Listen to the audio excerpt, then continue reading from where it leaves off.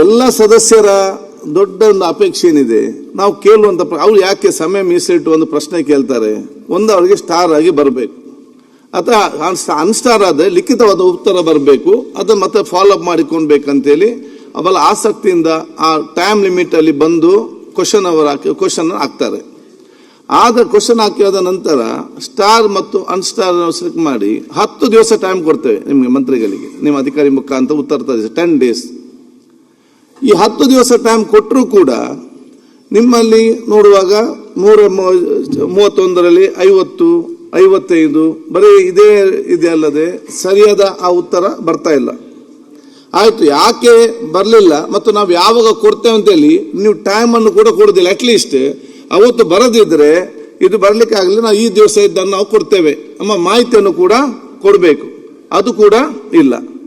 ಅದರ ನಂತರ ಯಾರಾದ್ರೂ ಫಾಲೋ ಅಪ್ ಮಾಡಿದ ಮಾತ್ರ ಉತ್ತರ ಹೊತ್ತು, ಇಲ್ಲದ 1 ವರ್ಷ ಆದರೂ ಕೂಡ ನಿಮ್ಮ ನೋಡುವಾಗ ನಿಮ್ಮಲ್ಲಿ ರಿಪ್ಲೈ ಬರುವುದಿಲ್ಲ.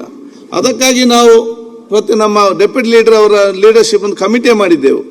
ಯಾರಾದರೂ ಆನ್ಸರ್ ಅನ್ಸ್ಟಾರ್ ಪೆಂಡಿಂಗ್ ಇದ್ರೆ ಅದನ್ನು ಆ ಕಮಿಟಿ ಮುಖಾಂತರ ಅಧಿಕಾರ ಕರೆಸಿ ಆದ್ರೂ ಅದರಲ್ಲಿ ಕೆಲವರು ಬಂದು ಕೆಲವರು ಕೊಡ್ತಾರೆ, ಇನ್ನು ಕೆಲವರು ಕೊಡೋದಿಲ್ಲ. ಇದಕ್ಕೊಂದು ಅಂತಿಮ ಒಂದು ಫುಲ್ ಸ್ಟಾಪ್ ಹಾಕದಿದ್ರೆ ಇದು ಯಾವಾಗಲೂ ದೊಡ್ಡ ಮಟ್ಟದ ಸಮಸ್ಯೆ ಆಗುವ ಒಂದು ವಿಚಾರ ಇವತ್ತು ಆಗ್ತದೆ. ಯಾಕೆಂತ ಹೇಳಿದ್ರೆ ನೋಡಿ, ನಾವು ಇಷ್ಟ ಸೆಷನ್ ಎಲ್ಲ ಕರೆದು ನೀವು ಕೇಳಿದಂತ ಪ್ರಶ್ನೆಗೆ ಒಂದು ಉತ್ತರ ಕೊಡ್ಲಿಕ್ಕೆ ಆಗದಿದ್ರೆ ಇದರ ಅರ್ಥ ಏನ್ ಬರ್ತದೆ? ಸದಸ್ಯರು ಯಾಕೆ ಪ್ರಶ್ನೆ ನಿಮಗೆ 4 ಕ್ವಶನ್ ಕೇಳಬೇಕು? ಆದ ಕಾರಣ ಅವರು ನಮಗೆ ಭಾವನೆ ಅರ್ಥ ಆಗ್ತದೆ, ಅದು ನಮ್ಮ ಜವಾಬ್ದಾರಿ ಇದೆ. ಮತ್ತೆ ನಾನು 3 ಸಲ ಕೂಡ ನಾನು ಹೇಳಿದ್ದೆ, ನಾನು ಮುಂಚೆ ಕೂಡ ಕಮಿಟಿ ಮಾಡಿದ್ದೇವೆ. ಈ ಸಲ 3 ದಿವಸ ನಾವು ಹೇಳ್ತಾ ಇದ್ದೇವೆ. ನಾವು ಅದು ಸೌಮ್ಯದಿಂದ ಇದ್ದೇವೆ ಅಂತೇನಿ, ಅದು ನಮ್ಮ ವೀಕ್ನೆಸ್ ಅಂತ ಭಾವಿಸಬೇಡಿ. ಇದರಲ್ಲಿ ನಮ್ಗೆ ಯಾಕಂತ ಹೇಳಿ ಸರ್, ಈಗ ನೀವು ಡೆಪ್ಯೂಟಿ ಸ್ಪೀಕರ್ ನೇತೃತ್ವ ಒಂದು ಕಮಿಟಿ ಮಾಡಿ ಅದ್ರ ಮುಂದೆ ಅಲ್ಲ ತಳಪ ನಿಮಿಷ ಅದ್ರ ಮುಂದೆ ಬರಬೇಕು, ಕರೆಸ್ಬೇಕು ಅಂತ ನಾನು ಡಾಕ್ಟರ್ ಪರಮೇಶ್ವರ್ ಕೇಳೋದು, ಈ ಕ್ವಶನ್ಗಳಿಗೆ ಉತ್ತರ ಕೊಡದೇ ಇರೋದ್ರ ಬಗ್ಗೆ ಒಂದು ಕ್ಯಾಬಿನೆಟ್ ಸಬ್ ಕಮಿಟಿ ಮಾಡಿ. ಆಯ್ತು, ಈಗ 2 ವರ್ಷ ಸುರೇಶ್ ಕುಮಾರ್ ಅವರೇ ಕನ್ಫ್ಯೂಸ್ ಮಾಡಿ 1 ಸೆಕೆಂಡ್ ಡೆಪ್ಯೂಟಿ ಅವರು 1 ನಿಮಿಷ. ಆದ ಕಾರಣ ಯಾಕೆಂತ ಹೇಳಿದ್ರೆ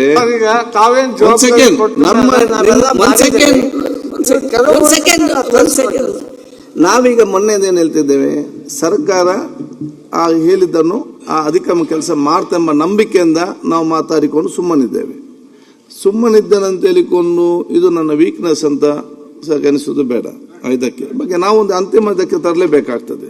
ಮತ್ತೆ ಅದು ಹಾಗೈತಿ ಈಗ ಅಂತ ಹೇಳಿದ್ರು, ಅದಕ್ಕಾಗಿ ಬಹಳ ಗಂಭೀರವಾಗಿ ಸರ್ಕಾರ ಇದನ್ನು ಆಲೋಚನೆ ಮಾಡಬೇಕು. ಒಂದು ಅವ್ರಿಗೆ ಉತ್ತರ ಕೊಡಬೇಕು. ಉತ್ತರ ಕೊಡದಿದ್ರೆ ಯಾಕೆ ಆಗ್ಲಿಲ್ಲ, ನನಗೆ ಎಷ್ಟು ಟೈಮ್ ಬೇಕಂದ್ರೆ ಬರೆದು ಕೊಡಬೇಕು ಪ್ರತಿಯೊಬ್ಬನಿಗೆ ಕೂಡ. ಆ ಮಾಹಿತಿದು ಕೆಲಸ ಆಗ್ಬೇಕಂದ್ರೆ ಸರ್ಕಾರ ಬಹಳ ಸ್ಪಷ್ಟ ಹೇಳಿಕೆ. ಇಲಾಖೆವಾರು ಎಷ್ಟೆಷ್ಟು ಬಾಕಿ ಇದೆ ಅನ್ನೋದು ಒಂದು ಪಟ್ಟಿ ಮಾಡಿಸಿ ಅದು ಹೇಳಿದ್ದೇನೆ ಮಾಡ್ಲಿಕ್ಕೆ ಹೇಳಿದ್ದೇನೆ.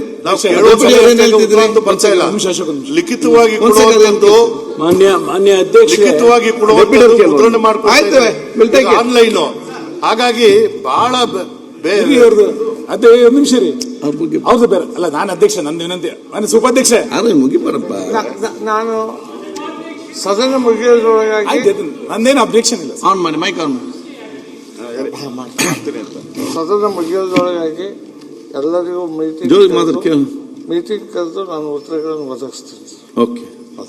ನಾನು ಮಾನ್ಯ ಅಧ್ಯಕ್ಷ, ನಿಮ್ಮ ಕಳಕಳಿಯನ್ನು ನಾನು ಅರ್ಥ ಮಾಡ್ಕೊಂಡಿದ್ದೀನಿ. ನಮ್ದು ನೀವು ಪೀಠ ಸದಸ್ಯರ ರಕ್ಷಣೆಗೆ ಬರಬೇಕು, ಸರ್ಕಾರದ ರಕ್ಷಣೆಗಲ್ಲ. ನಾವು ಸ್ಟಾರ್ ಕ್ವಶನ್ ಆಗ್ಲಿಲ್ಲ ಅಂತೇಳಿ ಅಪಾತಪಿ ಪಡ್ಕೊಳ್ತಾ ಇದ್ದೀವಿ. ಯಾವ್ದಾದ್ರು ಕ್ವಶನ್ ಬಂದಾಗ ಅದಕ್ಕೆ ಸರಿ ಉತ್ತರ ಸಿಕ್ಕಿಲ್ಲ ಅಂತಂದಾಗ ನೀವು ಸರ್ಕಾರಕ್ಕೆ ಜೋರು ಮಾಡಲ್ಲ ಅಥವಾ ಅಧಿಕಾರಿಗಳಿಗೆ ಎಚ್ಚರಿಕೆಯನ್ನು ಕೊಡಲ್ಲ, ಅದು ಆಮೇಲೆ ಮಾಡೋಣ ಅಂತೇಳಿ ಅದನ್ನ ಮೆಲ್ಲಕ್ಕೆ ಮುಂದಕ್ಕೆ ಹಾಕ್ತೀರಿ. ಅದು ಉತ್ತರ ಸಿಗೋದಿಲ್ಲ. ಅದು ಕ್ವಶನ್ ಮುಂದಕ್ಕೆ ಹೋಯ್ತು ಅಂದ್ರೆ ಏನು ಅಂತ ಗೊತ್ತಿದೆ. ಅನ್ಸ್ಟಾರ್ ಕ್ವಶನ್ ಆನ್ಸರ್ ಬರೋದಿಲ್ಲ ಅಂತಂದ್ರೆ ಇನ್ ಯಾರು ಮೊರೆ ಹೋಗ್ಬೇಕು ಅಂತ ಹೇಳಿ. ದಯಮಾಡಿ ನೀವು ಅದನ್ನ ಒಂದು ಸ್ವಲ್ಪ ಗಂಭೀರವಾಗಿ, ನಾನು ಕಳೆದ ಬಾರಿ ಅಧಿವೇಶನದಲ್ಲಿ ಯಾವ್ಯಾವ ಪ್ರಶ್ನೆಗಳಿಗೆ ಉತ್ತರ ಕೊಟ್ಟಿಲ್ಲ ಅಂತ ಕಾರ್ಯದರ್ಶಿಗಳಿಗೆ ಪತ್ರ ಕೊಟ್ಟಿದ್ದೀನಿ. ನನಗೆ ಇವತ್ತಿನ ತನಕ ಉತ್ತರ ಬರಲಿಲ್ಲ.